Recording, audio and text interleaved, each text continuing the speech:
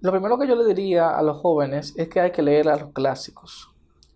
Obviamente, Don Quijote de la Mancha, pero hay todo un repertorio bastante amplio de obras que son fundamentales en la historia de la literatura, pero no es porque el autor era bonito, no es porque le caía bien a alguien, no, es porque esas obras han trascendido en el tiempo Claro.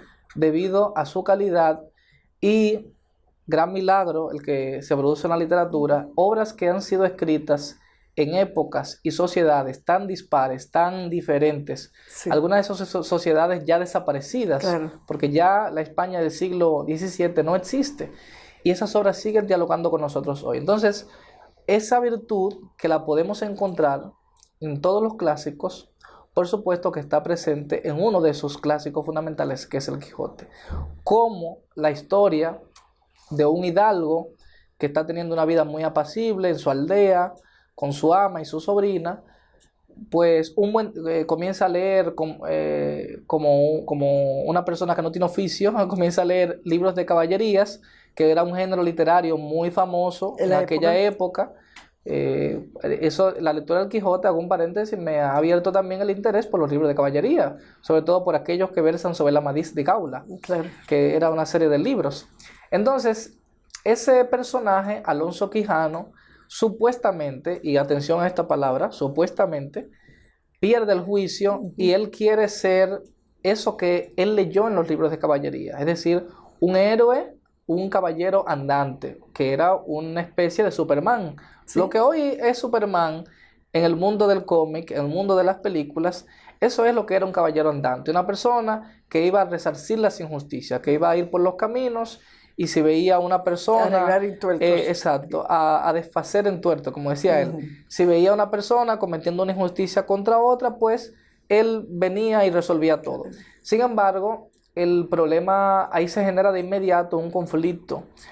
Primero, porque ese mundo no es que ya no existía, es que ese mundo nunca existió. O sea, los caballeros andantes nunca existieron, eran fantasías, era un género literario.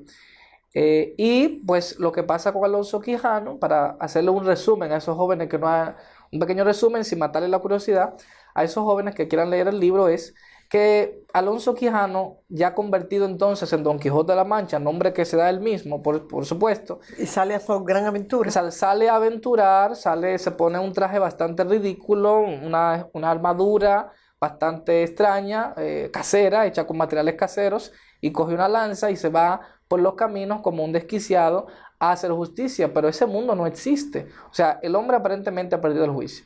Pero ¿por qué digo supuestamente? Porque el Quijote, que a lo largo de más de 1000 páginas, entonces nos presenta todas esas aventuras de Don Quijote viviendo esa vida imaginaria Ujú. que va a chocar contra la realidad, porque cada vez que venga y va a pasar una persona va a decir, este está loco.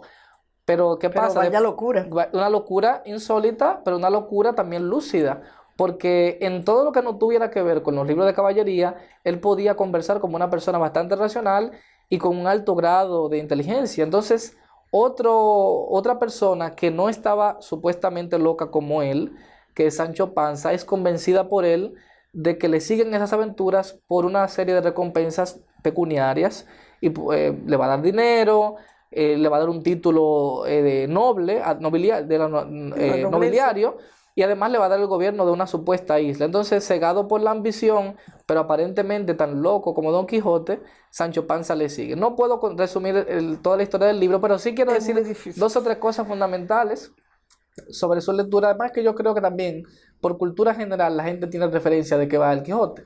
Bueno, lo primero es que se ha dicho mucho que Don Quijote estaba loco. No se explica esa locura, porque él estaba bien y un día se puso loco. Entonces, a mí me parece que el conflicto fundamental que se da en Don Quijote es qué significa estar cuerdo y qué significa estar loco. O sea, realmente qué significa la razón. Porque ya se ha filosofado mucho diciendo que la realidad no es otra cosa que un pacto social, un consenso. Usted y yo nos ponemos de acuerdo en qué es lo correcto, en qué tiene sentido para nosotros y aceptamos eso. Lo que se salga de ahí carece de sentido. Entonces, Don Quijote realmente estaba loco. Pues se ha dicho mucho también que Don Quijote, más que un loco, era un idealista. Era un hombre que no resistía el mundo tal como era. Y yo me voy más lejos. yo creo que también Alonso Quijano tenía una vida muy aburrida, muy monótona, y él quiere tener una vida más aventurera, una vida más rica, una vida donde haya posibilidad para que ocurran cosas que no le ocurrían a él. Pero hay otra cosa, Juan, el libro El Quijote es la vida. Por supuesto. Cada paso que da es una enseñanza. Claro que sí. Y hay que leer el discurso del Quijote que aparece al final de la obra. Sí, pues eso es otra cosa, Verónica. La reafirmación de que posiblemente Don Quijote no estaba loco es que en los capítulos finales él vuelve a su cordura de una manera muy tranquila también. Entonces, la literatura de Cervantes es sumamente autobiográfica. O sea, hay demasiadas cosas en el libro que tienen que ver con su vida. Hay, por ejemplo, el relato del cautivo, el cautivo que ellos se encuentran, que anda con la mora, con la musulmana.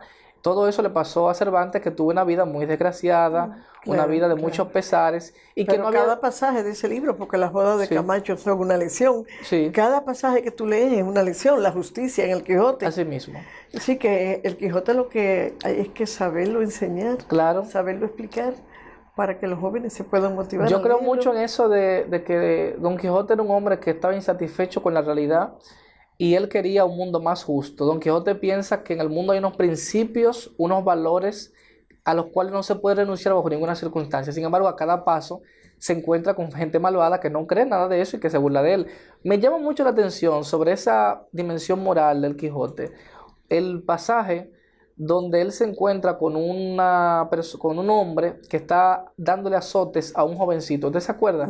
Que trabajaba con él y él no le quiso pagar. Y entonces Don Quijote aparece que va a salvar al muchacho, pero lo que le dice al señor es: no, tú tienes que darme tu palabra de que tú vas a hacer esto, vas a liberar al muchacho, le vas a dar lo que le debes, y después vas a ir a una Dulcinea del Toboso, que es su amada imaginaria, y le vas a decir que en homenaje a mí, en homenaje a ella, tú vas allá.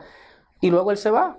O sea, él cree que el hombre va a cumplir esa palabra, pero cuando da la espalda, el hombre vuelve a la vida malvada porque comienza a azotar al muchacho y que va a cumplir nada de lo que le dijo a Don pero Quijote. Es que es la vida. Exacto. Tú tienes la vida. Esa es la vida. O sea, hay una serie de personas que nos aferramos a unos valores, a unos principios, pero ¿cómo podemos conducirnos en un mundo donde no todo el mundo cree en eso? Desde el punto de vista estético, más allá del contenido, de la trama de la obra, desde el punto de vista de la dimensión estética y estilística del Quijote, es una escuela para todo escritor. ¿Por qué? Porque todo el mundo bebió del Quijote. Por ejemplo, en el Quijote es donde por primera vez se renuncia a ese narrador omnisciente, ese narrador que era un dios, que lo sabía todo.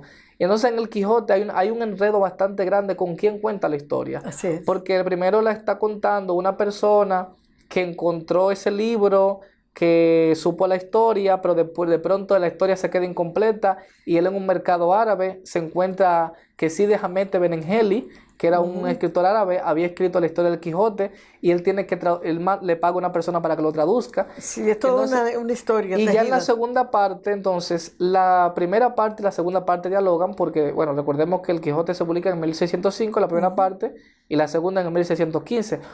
Han pasado 10 años. Cuando se publica esa segunda parte, los personajes ya tienen noticia de que son famosos. Porque en esos 10 años ellos se volvieron famosos. Claro. Pero ¿qué sucede? Desde que salió hubo una usurpación, porque se publicó el Quijote de Avellaneda, de Alonso Fernández de Avellaneda, en el 1614, que es un Quijote apócrifo. Y entonces, partiendo de ese hecho, Cervantes acelera la terminación del libro. Y de hecho, hay en el plano argumental de la segunda parte, originalmente Don Quijote iba a Zaragoza. Y como en el Quijote apócrifo de Avellaneda, ese Quijote falso fue a Zaragoza, él dice: no, yo no voy a ir a Zaragoza para que no crean que fue verdad lo que dijo aquel, yo mejor voy a Barcelona. Así mismo. Y es ahí donde entonces Cervantes termina en Barcelona, donde va a culminar su aventura, porque va a ser, bueno, no quiero decírselo, pero ya se lo voy a decir, va a ser derrotado, lo que no voy a decir en qué circunstancias. Así es. Pero aún cuando es derrotado, ¿qué dice Don Quijote cuando lo vence Sansón? Dice el bachiller Sansón Carrasco. Dice, el bachiller le dice: tú tienes que decir que mi amada es más hermosa que el Dulcinea. Y él dice: mejor mátame, pero Dulcinea es la mejor, más hermosa del mundo. O sea, no renuncia jamás a su principio, no hay vacilación alguna. Entonces, hay que leer el Quijote porque no es un libro, es todos los libros. Es la historia de la vida. Así mismo. Gracias, Juan, por tu presencia aquí. Gracias por haber aceptado estar en este programa, en este café literario, donde podemos conversar así, muy de cerca, de temas importantes y dejar un mensaje positivo y mandar mensajes a los jóvenes escritores dominicanos. Gracias, estamos aquí a la orden para ti. Siempre que quieras